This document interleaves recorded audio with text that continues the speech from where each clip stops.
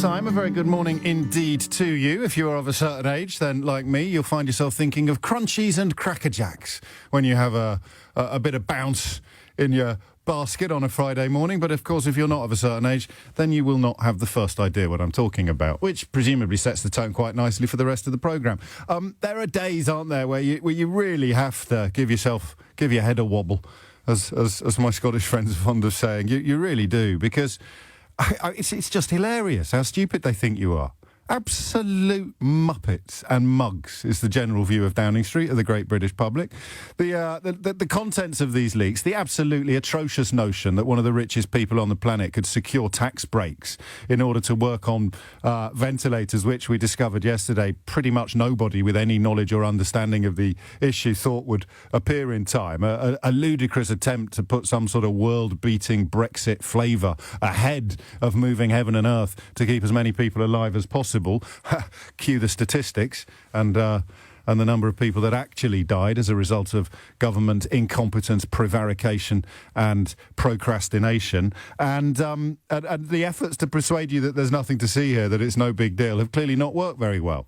I don't know who your go-to Tory supporter or client journalist is for the daily message of, oh no, absolutely nothing. Boris Johnson deserves 25% of your income in tithes and the sacrifice of your firstborns upon the altar of the Brexit that he embodies. Because to admit the moral corruption that runs through the heart of this government would be to admit that you got completely conned back in 2016, and nobody is ready to do that. Least of all the newspapers queuing up today to do Boris Johnson's bidding and try to put Dominic Cummings in the firing line rather than Boris Johnson and his absolutely appalling dealings, private shenanigans with Jimmy Dyson. And it hasn't worked, has it? Because if you had successfully signed up enough client journalists to insist to the great British public that, oh, there's nothing to see here, doesn't matter at all, not sleaze, not landing, no biggie, then you wouldn't have needed to call in favours from 3 prominent newspapers last night and ask them to move the focus away from the actual contents of the leak, the actual facts of the matter, the actual behaviour of the Prime Minister, and focus instead upon allegations that it was his former henchman Dominic Cummings who was responsible for issuing those leaks. But here's a funny thing. Come here a minute. It took me a while to work this out, right? If Dominic Cummings did leak this stuff, that means Dominic Cummings thinks that it matters. That means Dominic Cummings thinks that it's a big deal. That means Dominic Barnard Castle Cummings thinks that this should be and is deeply embarrassing and deeply troubling for the Prime Minister. Now, the people telling you that it doesn't matter, the people telling you to move along, nothing to see here, doff cap, tug forelock, vote, re-smog, the people telling you to look the other way, the people pointing at a dead cat, or several dead cats, quite literally, actually, in the case of one COVID story this morning. I don't know if you've seen that yet, but there is a cat who has died of or been put down because it was suffering from COVID. That's literally a dead cat. So if we were talking about that today, instead of the contents of the leaks, then we would have made the dead cat theory of distracting the public from the stuff that matters absolutely true and literal. But hey-ho, Dominic Cummings thinks it matters. The people telling you that it doesn't matter were telling you until relatively recently that Dominic Cummings was genius incarnate, that Dominic Cummings was so intrinsic to successful governance in this country that we had to let him lie to us about a trip to Barnard Castle on his wife's birthday, which apparently was undertaken, you'll remember, to test his eyesight. So either Dominic Cummings is a political genius, in which case these leaks are a very big deal, or, the architect of Brexit is a muppet. Yeah, I mean, you can take your pick on either position, but if you voted for it, or indeed for this government, then neither position paints you in a particularly happy light, does it? And of course, the incontrovertible evidence that they think you're stupid is in front of us today. Haven't quite pulled it off, chaps. I think people are still talking about it. People still think it matters. How can we shift the spotlight away from Johnson and put it on someone else? Well, why don't we put it on old Cummings? Make the story about who did the leak instead of what's in the leak. So, 8 minutes after 10, the other story around today, which is, I was going to say arguably, but I think that's one of the words that I sometimes slip into the conversation instead of a punctuation mark. It's not arguably a bigger deal. The Cameron story is really, really ugly.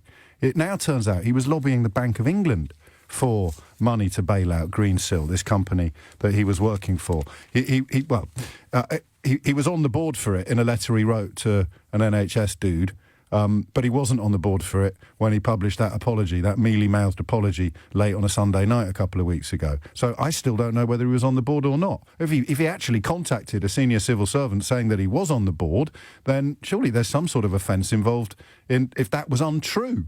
A spokesman says he accidentally said that he was on the board of Greensill. He was, however, in line to make up to £60 million if the company flourished. And that, I think, is the point, isn't it? Because if David Cameron was on a fixed salary and he was lobbying the Bank of England for a significant ton of our money in order to keep this company afloat and to keep it bouncing through the lockdown, then in a way you could just say, well, that's his job, But the fact that his massive payout, I mean, that's the kind of sum of money that you and I could only ever imagine trousering if we won Euro millions. You wouldn't even get that off the normal national, would you, Keith? You wouldn't have 60 million? You never get that off the Saturday night one. You'd have to go all in on the Euro millions for that kind of money, wouldn't you? Because he was in line for that sort of payout, which he has denied without revealing how much he was in line for. A bit like saying that he was on the board and then saying, no, I wasn't. I said I was on the board by accident. You begin to see this in a very different light. The idea that someone in line for up to £60 million payout, desperately lobbying government, civil service, and now we learn the Bank of England to keep the company from which he's in line for a payout of up to £60 million going, I think that's really, really ugly. And we will no doubt get onto that a little later in the programme. But I think today we will charge ourselves once again with the lonely task of dealing in truth rather than spin. The lonely task of dealing in facts rather than feelings. The lonely task of speaking truth to power rather than letting power tell us what to do. So I'm not that fussed about who issued these leaks. I'm not going to pretend and patronise you by pretending that the identity of the leaker is somehow more important than the content of the leaks. I'm not going to try to gaslight you into believing that it doesn't matter, which is clearly the instruction that's come out to Downing Street and landed in the letterbox of all of their favourite hacks on Fleet Street. I'm simply going to offer you a very rare opportunity in the British media to tell me why it does matter, actually. Why it does matter. So yesterday, if you weren't listening, we hit an astonishing hat-trick, actually. It was utterly unexpected, and it was one of those very rare moments where the callers to the programme were essentially breaking news that the media, myself included, had in many ways missed.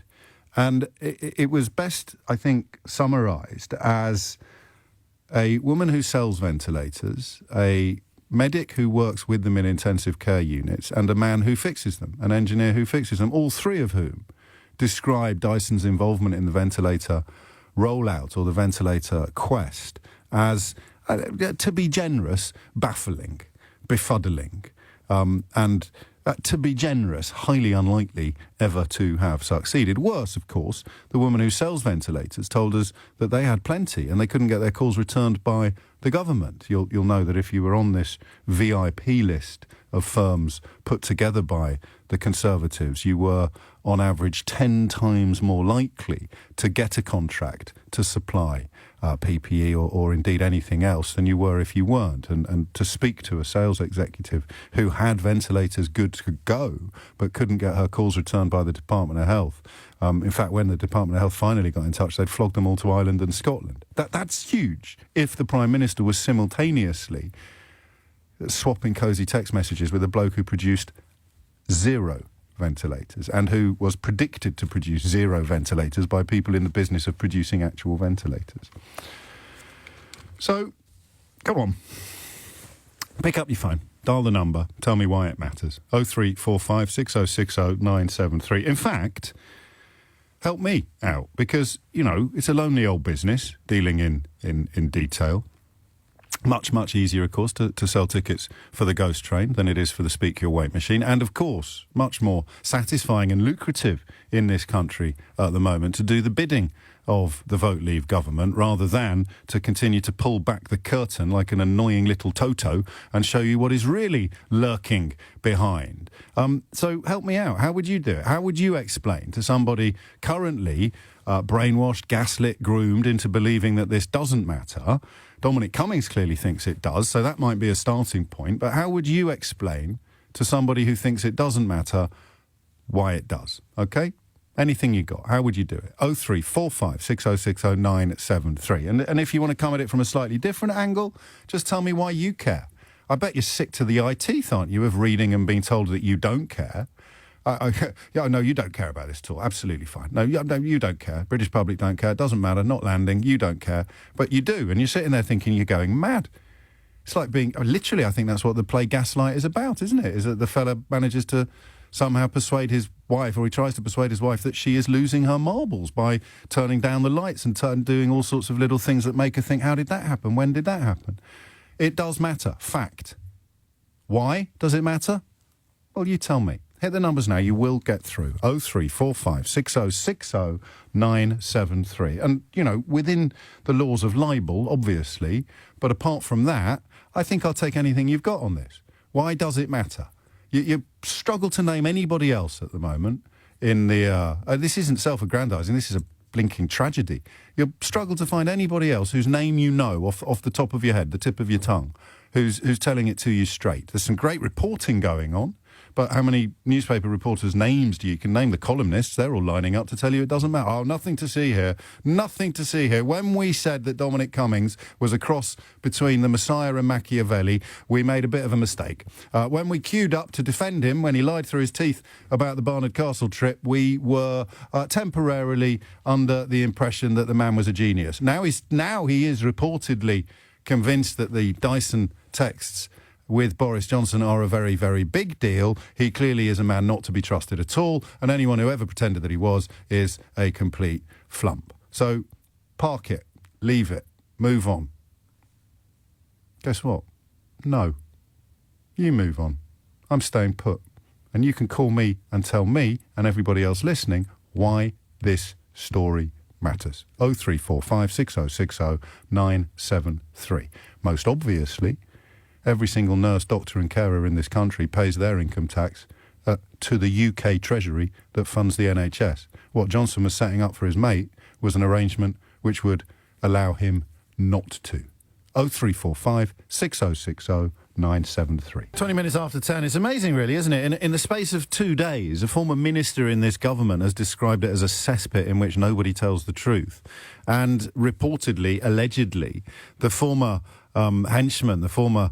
a lot of people thought he was the de facto prime minister, the power behind the throne. Dominic Cummings has reportedly been leaking evidence of Johnson's malfeasance, misbehaviour.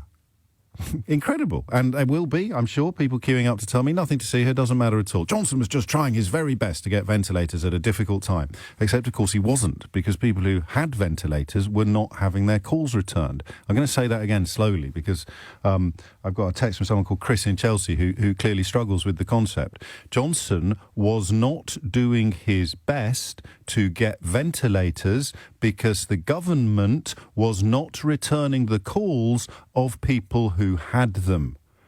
He was, however, promising to offer tax breaks that neither you nor I nor any nurse in the country enjoys to his mate. OK, are we clear now, or do I have to do it in words of one syllable? I don't know that I can, actually. When you know my sesquipedalian tendencies, I struggle to speak in words of one syllable. But that's the point. So this ludicrous defence, and you can tell how ludicrous it is when you see government ministers tweeting almost verbatim. They've been handed their crib sheets. And obviously some people, sadly, in my industry will also be receiving the same crib sheets. And they're saying exactly the same thing. So that's the line that's being put out. Nothing wrong with this at all. It was a time of national emergency. He was doing his level best to secure as many ventilators as possible. That's categorically untrue.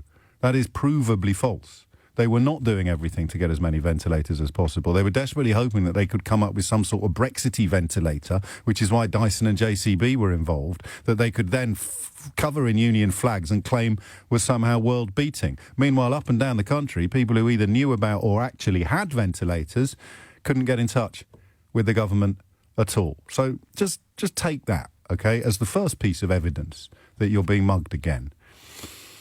0345 6060 973 is the number you need to tell me why you care about this story. And we'll start in Milton Keynes, where Abdul is. Abdul, what would you like to say? Hi there, James. Yeah, so it's the first time I've listened to this show. I used to listen to your boy Nick in the morning, and I've had a day off today, so I've actually left the app on. And well, this has not started. This has not started. Well, so you actually turned me. You turn it off. You turn LBC off at 10 o'clock. Are you mad? No, that's my commute finished. Basically. Well, I will allow that. Yeah. What do you do for a living? Because I need to establish whether or not you should be listening to me on earphones while at work. What do you do for a living? Yeah, so I'm an oral surgeon. In that case, best not have me on the earphones while you're going about your business. Go on, then. Yeah. Better late than never, Abdul. Better late than never. So I work in several clinics, and basically over the past few months or so, we are really struggling from our normal kind of suppliers to get PPE, sterile gloves. They're just always like, okay, 6 to 8 weeks it's going to take to get these kind of things. Really? And we've been using them for these companies for years, right? Yes. And it got to the stage there where I was just saying, to the receptionist and things, we need to find other suppliers and get other, some other kind of ways to get this PPE in. And you speak to, we find out a number of these kind of companies that seem to be established in 2020, right? Yeah. And suddenly you ask them and you're like, oh, I'd like a box of, say, 100 sterile gloves, right? And they're like, oh, we're doing a special deal. Would you like 400? Would you like 800 pairs? Yes. Would you like? And then you kind of look at it, and then you look a bit more into the background of these companies, and you kind of find, oh, wait a second, these are the ones that have been talked about, that they've suddenly got contracts and things like that. So some of these companies were getting government contracts within days of being, what's the word? I can't remember the fancy word. It's not inaugurated. But anyway, set up is layman's speak for it. Yeah, so I mean, this is like creates a huge problem for us now, because we're kind of, we've been using other companies for years. They're established, PPE suppliers and things like that, and it's kind of like their business is now getting damaged, right? Because we can't have it that we don't have patients coming in. We can't say to them, oh, sorry, I've got no sterile gloves, so I can't take your wisdom teeth out now, for example, right? Yeah. So you're then forced to use these other companies, which are basically from the Tories, like Cronyism type companies, right? And they've got their contracts. Suddenly you get a whole load of of their PPE arriving, and none of it is made in the UK. They've kind of you remember the Turkish? We've forgotten, haven't we? The massive plane load of PPE that was supposed to be coming in from Turkey, and the government were bigging it up left, right, and centre, and then it landed, and it turned out it had been put together by Derek Trotter's Turkish cousin, and none of it was fit for purpose. Yeah, so there's two labels on a packet, and it says ethylene oxide sterilization or steam sterilization, and they're meant to sterilize PPE with EO, and it kind of, this arrow changes color on it when it's been sterilized. Right. But you get that PPE, and the arrow's the color that it's not been sterilized. So you kind of look at it and think, I wish we could still use the guys that we've been using, but they just can't get anything because everything's being diverted to these brand new companies, and that is why, because the relevance to the conversation we're having about Dyson and ventilators and leaks is that the government the government clearly chose to for reasons that I can't work out yet, although I have some theories, to go after or to go for companies with no experience whatsoever of doing this, but with connections to the government. You can call it cronyism, you can call it corruption, you can call it whatever you want, but why would they not get in touch with people with a track record of making ventilators and instead offer sweeteners to people with no track record at all? Yeah, and they're kind of making it seem like, oh, well, you shouldn't have talked about it. Yes. well, actually, yeah, they should have, because now, a lot of these companies that have no voice, they're now suddenly gonna be like, oh, well, sorry guys, we can't supply you with XYZ PPE or whatever, and they're just going to go out of business, So, yeah. We'll keep an eye on that. Situation. There's a lot going on. So why does it matter? Because ultimately, what if you'd actually been compelled to rely upon the ventilators that Dyson was supposed to produce, and then they hadn't actually turned up? I know it doesn't fit in with your field of surgery, but that's the worst case scenario is that they end up essentially giving the nod to people who then fail to deliver, which has happened in the context of PPE. It's happened in the context of other supplies. If that had happened in the context of ventilators and things had gone as badly as we feared they might at the very outset, then God knows what the consequences would have been. Yeah. So, well, I'll have to keep this radio station and kind of. Well, I don't want to interfere with your actual surgery, but there is a podcast available. You could always, of course, listen to my podcast from yesterday every morning, but that would be between you and your taste buds. But thanks for everything you're doing, and thanks for the call. Awesome. It's great stuff. Another demand on your attention in the background there. 28 minutes after 10 is the time. And if you're unclear on exactly what we're talking about, here's a Good Law project. Within 2 weeks of opening its portal, inviting tenders for PPE in March 2020, the government had 24,000 offers from 16,000 suppliers, many of whom had experience in providing PPE for healthcare professionals. This is the point Abdul was speaking to. Surprisingly, 3 of the biggest beneficiaries of government contract awards were companies specialising in jewellery. This is a company called Sega, which I think is based in Florida. Yeah, why wouldn't you go to a Florida-based jewellery company to secure truckloads of PPE? A company called Pest Fix, which works in, as you'd expect from the name, pest control. They're bound to have loads of PPE coming out their ears when they're not busy killing rats. And an opaque, what the Good Law project describes as an opaque family office owned through a tax haven. And that company's called Ayanda. So the point about the Dyson story is it's got a face and a name. Pest Fix just doesn't, all right, sounds a bit dodgy. I can't really see it, though. What's this? A jewellery company in Florida got massive contracts to supply PPE. That sounds like a big deal, but how do I put it on the front page? Whose face do I use? That's why the Dyson story matters. That's why they're so desperate to tell you that it doesn't.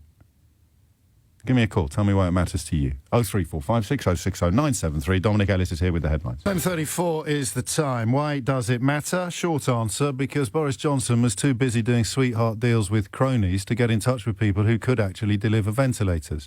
And then, of course, you can substitute the word ventilators for PPE and indeed a test and trace system, which was farmed out to the private sector, but has ended up being held up as in propped up by the National Health Service. And, of course, the great success of the COVID catastrophe in this country, the vaccine rollout, also a result of the National Health Service. Johnson sponsored and supported by all of those ghoulish and vampiric so-called think tanks that want nothing more than to see the NHS carved up and sold off to the mysterious billionaires who fund them but never reveal their names. It's pretty simple once you get a bead on it, but it, I'm afraid, never gets less frightening. So why does it matter to you? Peter is in Oxford. Peter, why does this matter to you? Hello, James. It matters hugely. I'm a doctor. Part of my job is to try to explain to people why evidence matters. That, for example, they're better off cutting their risk by taking an appropriate medication than taking their chances and so on. I think I agree with you entirely about trying to link the ventilator scandal to Brexit. I think there are significant links, not only in terms of the kinds of people involved, but also in the fallacy of magical thinking. Yes. And if you think about it, magical thinking involves, for example, things like believing that a vacuum cleaner manufacturer can make a better ventilator than a ventilator manufacturer, but also things like that we can somehow do better by trading global Britain, as the expression, by trading in countries far removed with small economies than with large economies close to us. Somehow that's going to be to our economic advantage. Or that you can leave Northern Ireland in the customs union without threatening the Good Friday Agreement. I mean, the magical thinking's all over the place. Northern Ireland Agreement, yeah. But another example, I mean, in days when Dominic Cummings wasn't in the doghouse, the OneWeb satellite system, that somehow you could readapt satellites that had a communication function to replace the Galileo project. It would be just as good, and it wouldn't bankrupt the country. This kind of magical thinking is all pervasive in government. Why it matters is because people will listen to this and they're given an option, really a very, very unpleasant Hobson's choice between, on the one hand, you distrust evidence, you go with Michael Gove and say we've heard enough of experts, and then my job is more difficult because people will say, well, it's all a conspiracy of our drug companies to fleece us. We will not take these tablets. Do you get that in the surgery? You get people saying that they don't believe in this. I think at present it's a minority of people who react in that way, obviously. But the trouble is there is an element of trust involved. Yes, and of course. You have to believe that somehow the efforts of science haven't all been in vain. And the kind of thing that's behind the ventilator scandal or OneWeb or even Global Britain, that kind of magical thinking undermines that. So you've got on the one hand the option of saying, well, evidence is rubbish, I'm going to walk away from it. And on the other hand saying, well, I don't trust these politicians. And that spreads further than just the Tory party. I mean, the Tory, if a senior politician tells you not to trust experts, then, further down the line, it lands with doctors like you. That's state-sanctioned scepticism, we could call it. Yeah, it can come back, though. It can come back to the point where you say, well, either the politicians are right, in which case we don't trust the experts, or the politicians are talking rotten, we'll trust none of them. Yes. And unfortunately, the attitude of distrust of politicians undermines democracy. I've often heard people say, all politicians are liars, therefore it doesn't matter who I vote for. Yes, that's right. And if you say that, then the crooks get away with it. Well, that's a brilliant analysis. It's a distillation, actually, if you'd allow, because it speaks to the rot sets in one part of the body politic, but then there's nothing. You're a doctor. It sounds like a cancer, doesn't it? And it spreads everywhere. So once you undermine expertise, and Brexit demanded that you favoured magical thinking over evidence-based explanation, government built on Brexit almost has to keep punting magical thinking, because the minute they let the light in, everybody sees the reality. Absolutely. Oh, boy. Well, thank you for everything you do. As a doctor, I'm sorry that we have somehow ended up in a democracy, putting a government in power that has made your job harder, Peter. Sadly, yes. Yes. I'm glad you agreed, because I felt that was quite a reach, but it was based upon your testimony to me a moment before. Peter, thank you very much indeed. So two professional doctors telling you, professional doctors as opposed to amateurs, two doctors, a surgeon and I think a GP, telling you why this story matters. But don't worry, there'll be a right-wing columnist along in a moment to tell you why it doesn't. Dominic Cummings thinks it's a big deal, but we don't listen to him anymore because he upset Boris Johnson's current girlfriend. So he's no longer a messiah crossed with a Machiavelli. And speaking of Boris Johnson's current girlfriend, does anybody else think that's why he's come out with the environmental stuff, which is completely at odds with most of his pontifications previously in his career? And the sort of mask slipped when he talked about bunny hugging. I'm not sure he gives a fig about this. Many of his vampiric, ghoulish friends on Tufton Street have expended huge amounts of their secretive donors' money on pretending that climate change science isn't real, that it's bogus. And Johnson's a lot closer to them than he is to you and me. So why would he suddenly have discovered this passion for the environment? Well, step forward, Carrie Wallpaper Simmons.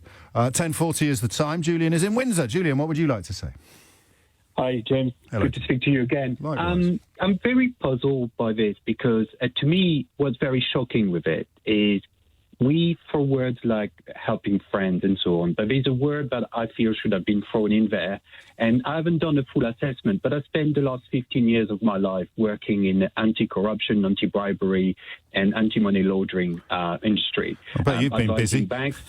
Yeah, I've been advising banks worldwide, traveling for it. So I would say that I have, a fair grasp of it. Yes. And I'm really curious. And again, I haven't had my hands on the facts, so I don't want to label anyone. No, sure. But from the high picture, let me just quote you, and you will appreciate the irony. The Bribery Act of 2010, which was issued during David Cameron's tenancy, it defined bribery this way, and this is a quote from the document, and you will have to excuse my French accent.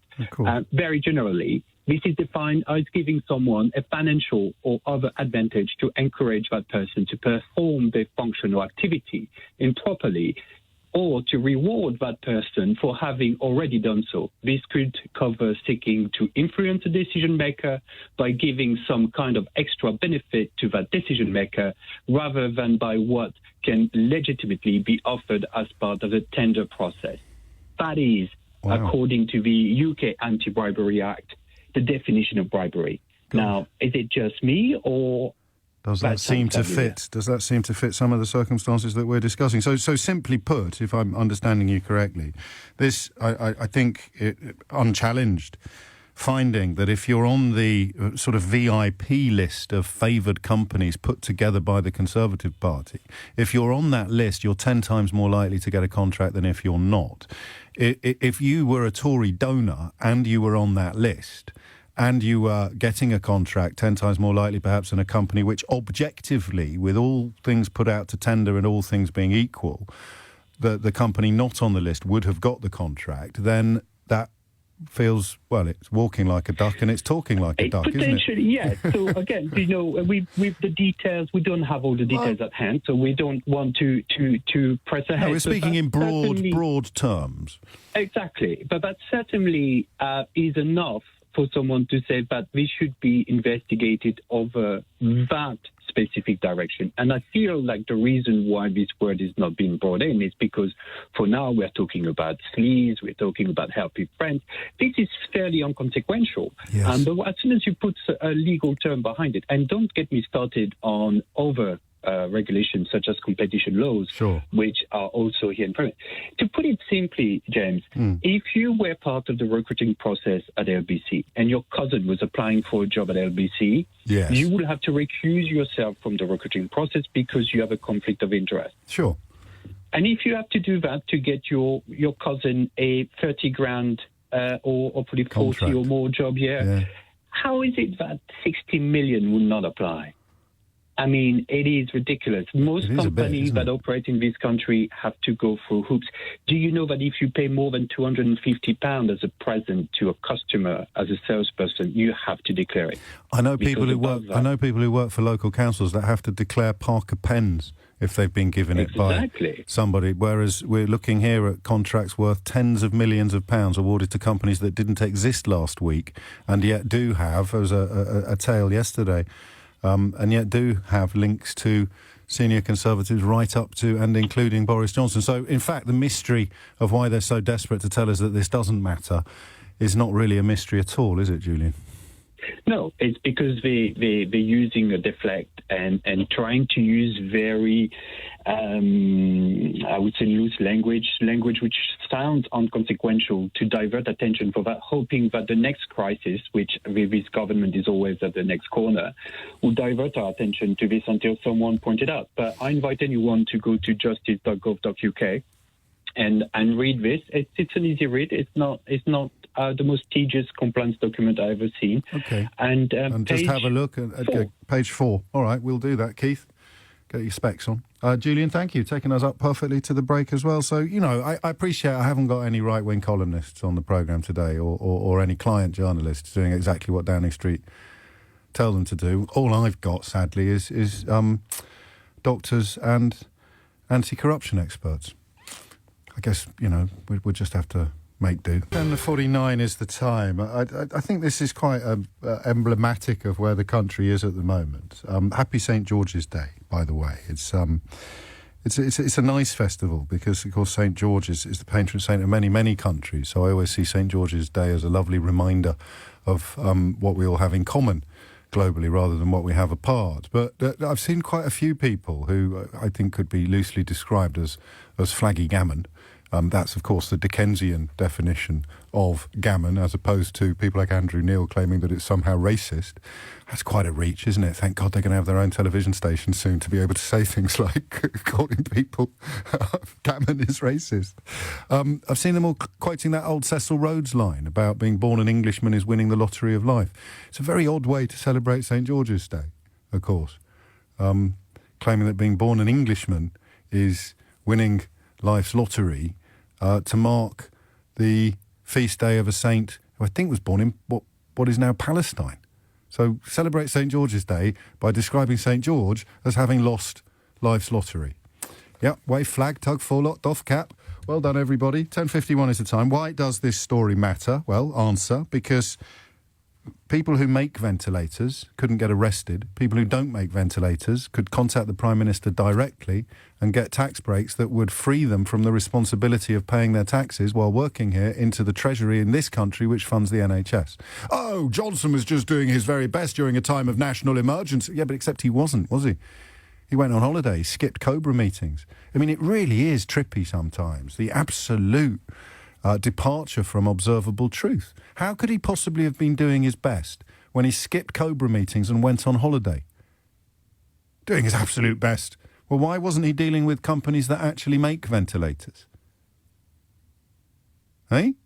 Oh, sorry, I'm not supposed to ask questions like this. It's condescending and sneering, probably unpatriotic. It's probably anti-white or something like that. Here's a tale from a small medical ventilator firm in Lancashire. Norvap it is called. It started building ventilators at the onset of the pandemic in mid-March 2020 after the government called on industry to join this ventilator challenge. It's a company that actually makes them. And actually did. Matt Hancock, you'll remember, said if you produce a... By the way, I've been completely cured of my soft spot for Matt Hancock, I think, because I was reading some stuff about Leveson yesterday, a really moving piece about... Do you remember John Alford, the actor, who was in Grange Hill and subsequently in London's Burning, and then he got turned over by the News of the World? It's a really sad story. So the News of the World journalist pretended to be a sheikh, pretended to be a super rich Middle Eastern potentate. And this is long enough ago that you wouldn't have been able to double check on the internet and that kind of thing. And John Alford, who was one of those young actors who was hoping to become a pop star, got sucked into this orbit of complete flammery and fakery. And after promising him the earth, you know, residences in Las Vegas and really lucrative deals and recording contracts, they said to him, this fake sheikh said to him, any chance you could get us a bit of cocaine? So John Alford foolishly and illegally got them a couple of grams of cocaine at their request. They filmed it, they stuck him on the front page of the News of the World and called him a drug dealer. He went to prison. Incredible, really. I was reading yesterday, he's now taking legal action, and it took John Alford to remind me that Hancock was Secretary of State at the Department of Culture, Media and Sport, which has now, of course, been renamed the Department of Flags, Culture, Media and Sport since Oliver Dowden took over. And he was there when Leveson 2 got stuck into the long grass. So, yeah, I don't know quite how I ended up with a soft spot for Matt Hancock. I still don't think he's as sociopathic as some of his colleagues, or indeed as dishonest. But I guess he passes what you might now call the Johnny Mercer test. Absolute cesspit where practically nobody tells the truth. That's him describing the government, which until this week he was part of. 10:54 is the time. And this Lancashire-based firm made a bunch of ventilators, couldn't sell them couldn't provide them to the NHS because the specs changed when the emergency passed, if you see what I mean. Desperate times call for desperate measures, so the government changed its requirements and the model they'd made was no longer deemed suitable. But they've got customers overseas and they can't export them because it can take up to 12 months or more without emergency regulatory approvals. That bit's a little bit complicated. This bit isn't. This is the woman that runs the company, Elizabeth Johnston Hale is her name, and this is her speaking last night. The government has every right to change its mind, and we understand, but when you see that communication between the Prime Minister and Dyson, you do begin to realise quite how much who you are matters and not what you do. Why does this story matter? Why does Dominic Cummings reportedly think these leaks are so damaging? Because they prove, or at least they suggest, as this ventilator manufacturer explains, that you do begin to realise quite how much who you are matters and not what you do. Dyson, of course, one of the few people in British business who supported Brexit. Basically, it was him, JCB, and the Wetherspoons bloke, wasn't it? I'm genuinely staggered that the Wetherspoons bloke didn't come forward with a plan to knock up a few ventilators out of redundant beer pipes. Now, I will return to this issue imminently, but before that I want to cross live to the Royal Courts of Justice, where 39 post office workers convicted of theft in what is one of the sorriest and strangest sagas in British legal history have just received a verdict on their efforts to have their names cleared. James Goodison is here with the result and a little bit of background, if you would, James. Well, you join me right now as some of the 39 sub-postmasters who were wrongly prosecuted by the Post Office have had their criminal convictions overturned. And just as I started speaking, 2 of them have come down the steps of the Royal Court of Justice with some tears in their eyes and hugged their family on the steps. When the verdict was heard a few minutes ago, James, the crowd outside all cheered. There were big rounds of applause.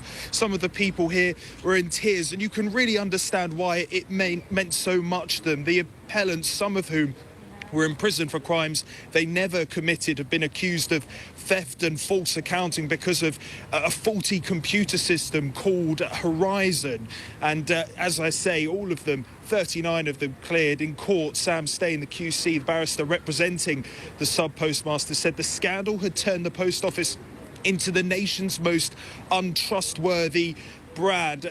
The reason this has all come about is because between 2000 and 2014, the Post Office prosecuted more than 700 sub-postmasters after a bug in the computer system they used, called Horizon, led to financial shortfalls in branch accounts. It's previously agreed a nearly £58 million settlement with 550 sub-postmasters, but most of that money went on legal costs and funds. But here we are today where 39 people have had their cases overturned, and it really is historic. Perhaps you can hear behind me, the cameras are clicking as families embrace each other after fighting for decades at points and have dealt with the fact that they have been convicted, have been shunned in some cases by their communities, spent time in prison, all because of this faulty computer system. And now today they have some justice. Absolutely staggering story. It's almost impossible, James, as I'm sure you've discovered this morning, if not sooner, to convey the scale of this. People, I mean, sort of almost characters out of Midsummer Murders, innocent characters, cosy little sub-post offices, sweet little village post offices, and people being accused of theft on an epic scale. Do you have any thoughts or insights into why the scandal didn't emerge sooner, when the numbers started mounting up? Nobody in power or nobody in authority sort of thought, hang on a minute, I can't believe that this many previously blemishless post office professionals have suddenly taken to a life of crime. It's absolutely staggering, isn't it? And Yes. the numbers as well. It's, I've heard it described as one of the largest miscarriages of justice in the UK's history. It really is staggering, and just to see the relief of people here today, and just to reflect on the amount that they've gone through. Some of them, when they saw the shortfalls coming up because of this error, they remortgaged their homes to try and keep it afloat. They contributed their own money. When you're, and you're faced with this conviction, you're ruined, you're shunned by friends, and you can tell the relief here today. But it's taken a very, very long time for us to get to this point, James. Indeed it has. James Goodison, great work from outside the Royal Courts of Justice. If you want to know more about this, let me steer you towards a journalist called Nick Wallace. He's on Twitter, as you'd expect his name to be spelt, at Nick Wallace with 2 L's. Who, arguably, without his work, this day may never have dawned, but he is absolutely encyclopedic in his knowledge, understanding and explication of this scandal, which, as James Goodison just told you, is definitely among the biggest miscarriages of justice in the history of these islands. Speaking of some of the worst things that have ever happened in the history of these islands, we'll return to the conversation about Boris Johnson after the news.